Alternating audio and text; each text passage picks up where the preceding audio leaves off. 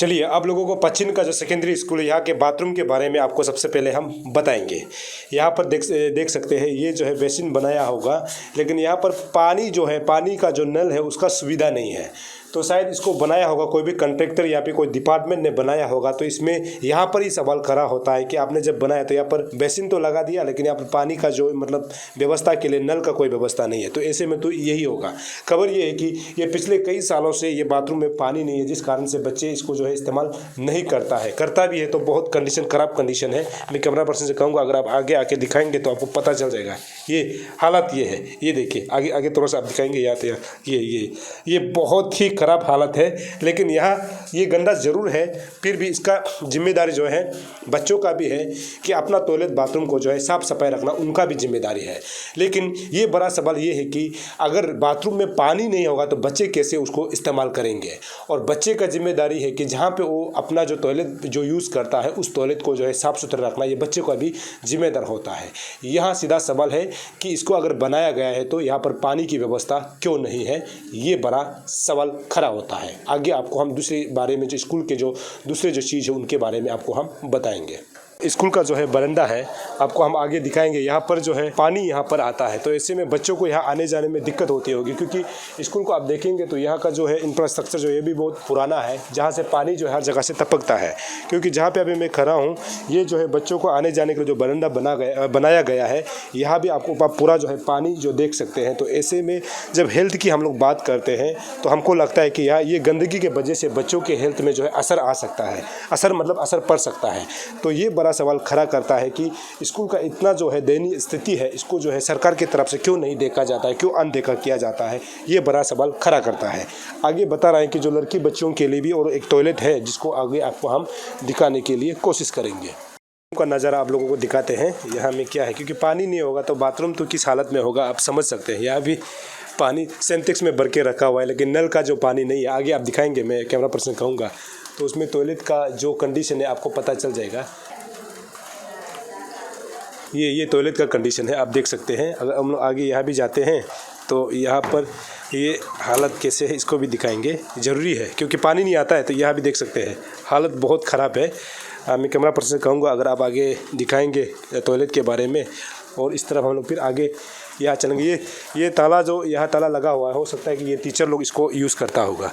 यहाँ पर सवाल ये खड़ा होता है कि जब हम संवैधानिक अधिकार की जब हम बात करते हैं तो स्कूल में जो बच्चे पढ़ रहे हैं, खासकर जो छोटे बच्चे जो पढ़ रहे हैं, उसके लिए बहुत सारे संवैधानिक जो अधिकार है कि उनको जो है सही एजुकेशन मिलना चाहिए, उनको जो है सही हेल्थ जो है शिक्षा मिलना चाहिए, उनको जो है जहाँ स्कूल पढ़ते हैं उनको जो सही पानी और पानी के साथ साथ अच्छे टॉयलेट उसको मुहैया कराया जाना चाहिए, जो कि उनका संवैधानिक अधिकार है। जब हम अरुणाचल की बात करते हैं तो अरुणाचल में भी ऐसे बहुत सारे NGOs हैं और ऐसे बहुत कमीशन है जो चाइल्ड प्रोटेक्शन को बढ़ावा देता है, यानी जो commission for protection of child, ऐसे बहुत सारे NGO भी होते हैं। उसके बाद सरकार का कमीशन भी होता है। अब सवाल ये खड़ा होता है कि अरुणाचल प्रदेश में चाइल्ड प्रोटेक्शन का बहुत सारे NGOs होते हुए भी, साथ ही साथ जो कमीशन भी सरकार की तरफ से होते हुए भी, लेकिन इन तमाम बच्चों का जो सरकारी स्कूल में पढ़ते हैं उनका एजुकेशन, उसका हेल्थ और उसका जो है खान पान रहन सहन, उसका बाद जहाँ पर वो टॉयलेट उनको मुहैया कराया जाना चाहिए, जो संवैधानिक अधिकार होता है उसको नहीं मिल रहा है। यहाँ पर सवाल ये खड़ा होता है कि क्या उन सब का जो चाइल्ड प्रोटेक्शन जो कमीशन है, क्या उसका काम क्या है। आपको सरकार के ऐसे स्कूलों में जा करके बच्चे जो है सही में उसका अधिकार को सही लाभ उठा पा रहा है कि नहीं, उसका एजुकेशन को सही लाभ उठा पा रहा है कि नहीं, मिड डे मील जैसे जो सरकार का जो योजना है उसको सही लाभ उठा पा रहा है कि नहीं, इन चीज़ों को देखना भी आपका जिम्मेदार होता है। साथ ही साथ सरकार का भी, एजुकेशन डिपार्टमेंट के लोगों का भी ये जिम्मेदार है और डिस्ट्रिक्ट एडमिनिस्ट्रेशन का भी ये जिम्मेदार है कि जहाँ पर बच्चे पढ़ रहे हैं उनको जो है उनका सही अधिकार मिल रहा है कि नहीं, इनको जानना बहुत ज़रूरी है। जिस रियलिटी को अरुण भूमि टीम जो है लगातार आप लोगों तक पहुंचाने की हम कोशिश कर रहे हैं कि हमारे बच्चे किस हालत में पढ़ाई कर रहे हैं। आगे आपको यहाँ के हम मिड डे मील के बारे में बताएंगे। चलिए अभी हम लोग मिड डे मील के बारे में थोड़ा जान लेते हैं कि ये भी एक अधिकार है कि यहाँ पर जो बच्चे पढ़ते हैं उसको अगर मिड डे मील मुहैया कराया भी जा रहा है तो उसको जो है किस तरीक़ा का मिड डे मील दे रहा है, जिसमें कि बच्चों के हेल्थ के इशू हो सकता है कि नहीं, अच्छा मिड डे मील खिला रहा है कि नहीं। इसको भी हम लोग लगातार अपना जो न्यूज़ कवरेज में हम लोग लगातार इसको भी हम लोग अपना जो है मुद्दा बनाया हुआ है कि मिड डे मील यहाँ पर कैसे पकता है। दीदी इसको थोड़ा सा उसको निकाल के दिखाइए तो। चलिए तो ये भी छोटा स्कूल होगा जहाँ पर मैक्सिमम जो कैपिटल रीजन का स्कूल हमने दौरा किया है, ये पोर्ट स्कूल होगा जहाँ पर ये मिड डे मील पकते हुए आपको नज़र आ रहा है। कम से कम मिड डे मील तो पक रहा है और मैक्सिमम स्कूलों में तो मिड डे मील जैसे जो नाम तो है लेकिन उसको पकाया नहीं जाता है, क्योंकि उसका इशू ये बताता है कि पानी नहीं है या फिर जो है मिड डे मील पकाने का जो है जगह नहीं है, ऐसे बोल करके लोगों का ये कहना या फिर इंचार्ज का ये कहना होता है। तो हम लोग ये दीदी लोग से भी जानते हैं इसको महीना में कितना सैलरी मिलता है, उसको जो अपना परिवार चलाने लायक पैसा मिलता है कि नहीं, इस बारे में भी हम लोग जान लेते हैं।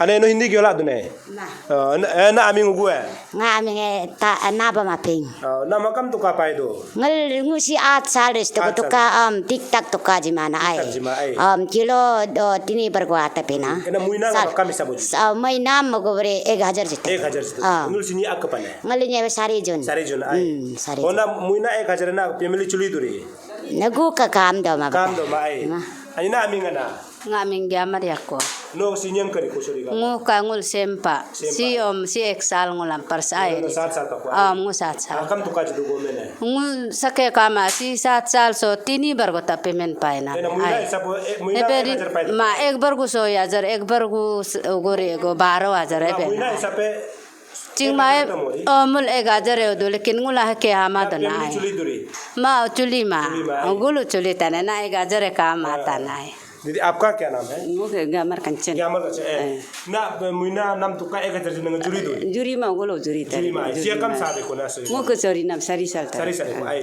बुलु रिसो परी जुरी मा गोलो पेन पेंजिल को लो आलू हम दे देने से का महीना ल जुरी मा नाम वो इंटर जा काम रे दो तो आलो इस काम दो माइसी बोलो जरना बोलो इस बांग दो इस बुल को बंचा दो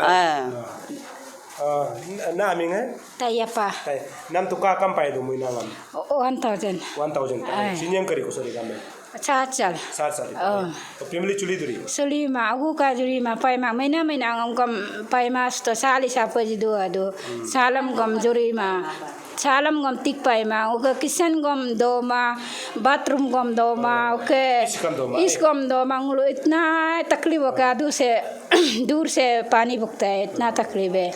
चलिए ये तो ये है, ये इनका भी यही कहना है क्योंकि उनका जो है सैलरी जो है 1000 जो मिलता है उसके लिए पर्याप्त नहीं है, क्योंकि उनको भी परिवार चलाना पड़ता है।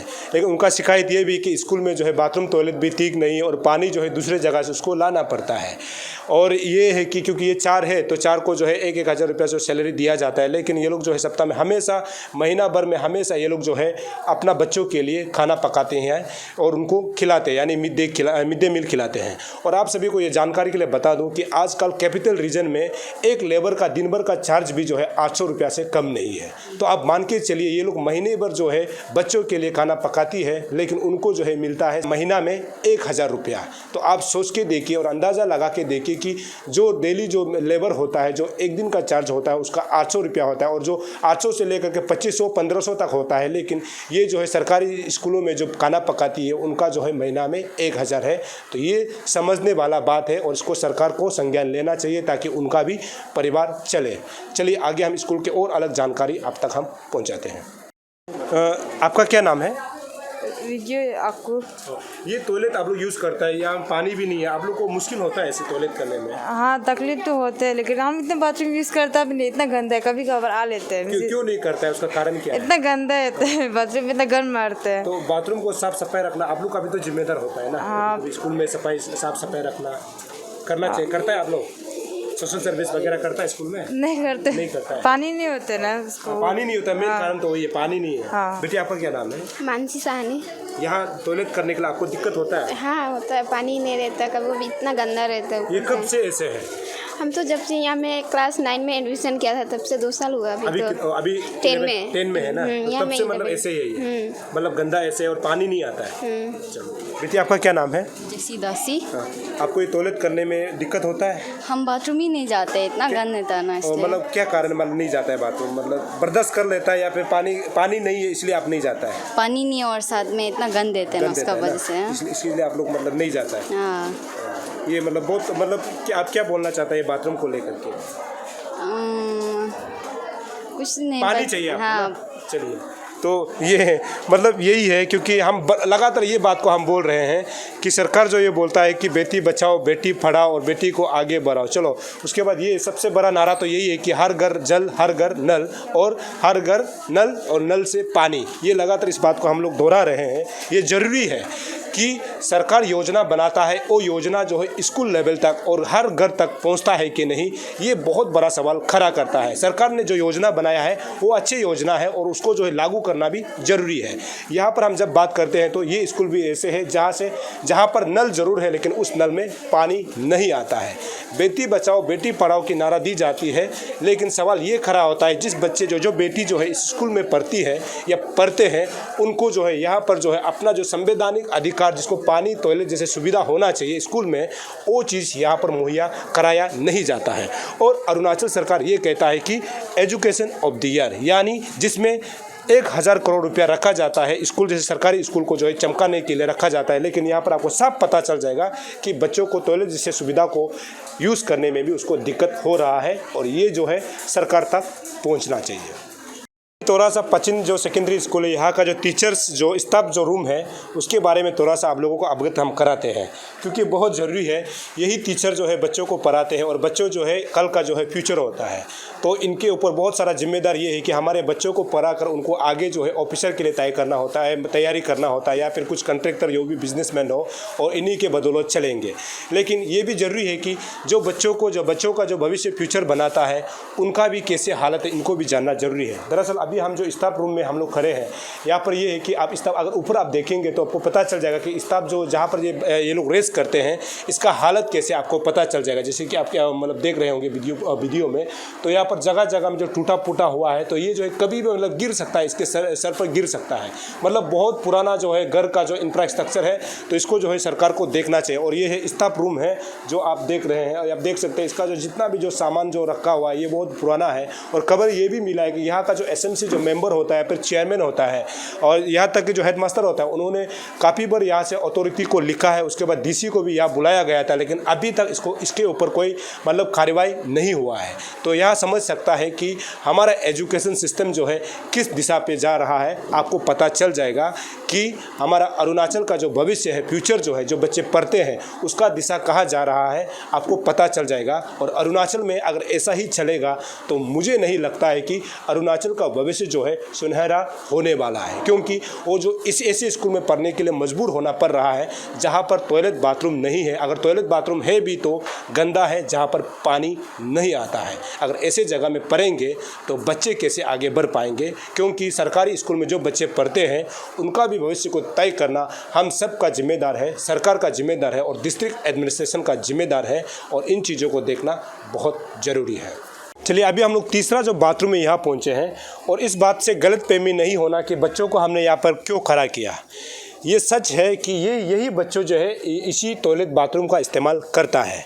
हमको खबर मिली मुताबिक यहाँ पर जो इस साइड में जो है क्लास 1 से लेके 4 के बच्चे इस साइड में पढ़ता है, तो उनका टॉयलेट बाथरूम ये है जो कि एक दरवाज़ा भी नहीं है।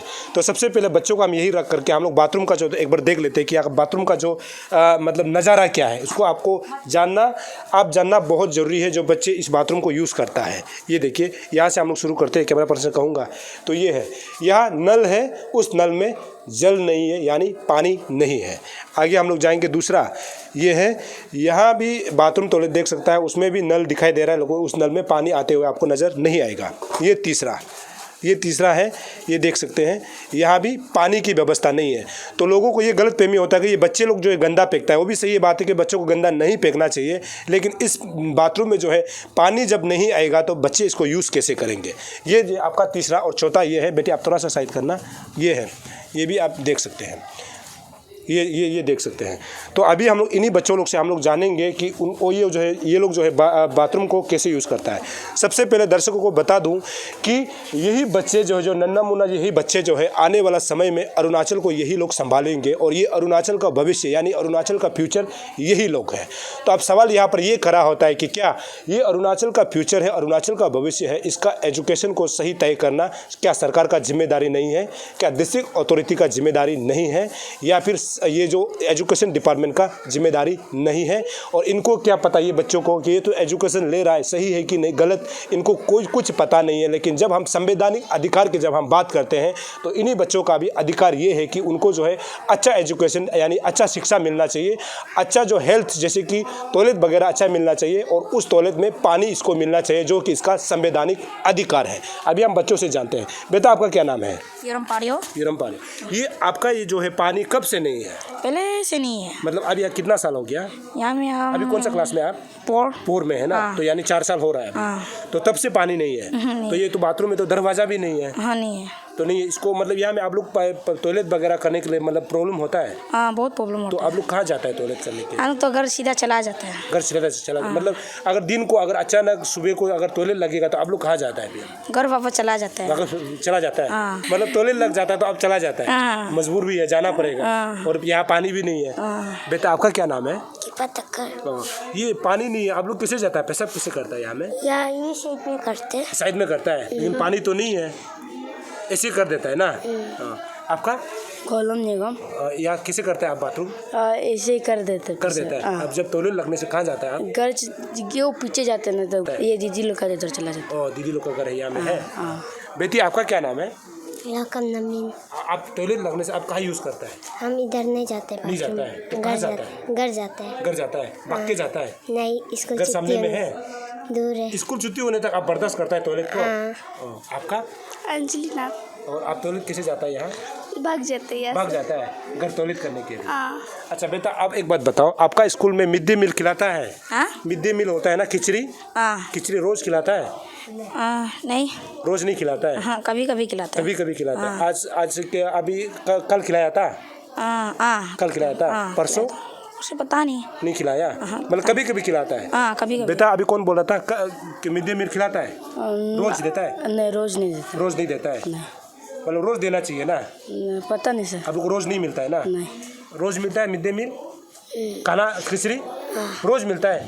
एक बार मिलते हैं। एक बार मिलता है। चलो तो ये है, ये बच्चों को हमारा पूछने का मकसद ये है कि जो ग्राउंड रियलिटी मतलब या स्कूल में जो है बच्चों के लिए जो सुविधा दी जाती है सरकार की तरफ से, क्या इन नन्हे सा बच्चों को जो है मिल रहा है कि नहीं, इसको आप लोग तक पहुंचाने का जिम्मेदार हमारा है। और हम ये लगातार कोशिश कर रहे हैं कि इन बच्चों को जो उनका जो संवैधानिक अधिकार है उनको मिलना चाहिए।